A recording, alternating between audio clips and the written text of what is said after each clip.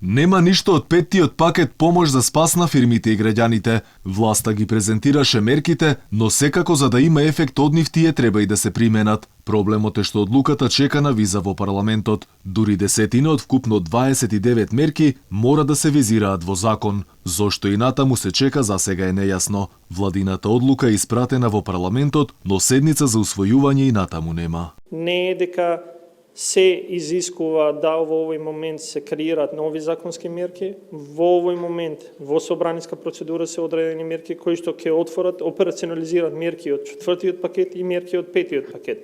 Инструментите се исти и мерките ќе се операционализираат кога тие ќе бидат донесени. Затоа велам, десетина се од мерките се поврзани со законски решења. Власта се правда, но дилемите се отворени. Клучната е зошто нема итна процедура, со оглед дека е потребно обично мнозинство за усвојување на законите кое власта го има. Вице-премиерот сепак е оптимист дека мерките од петтиот пакет ќе стигнеле на време.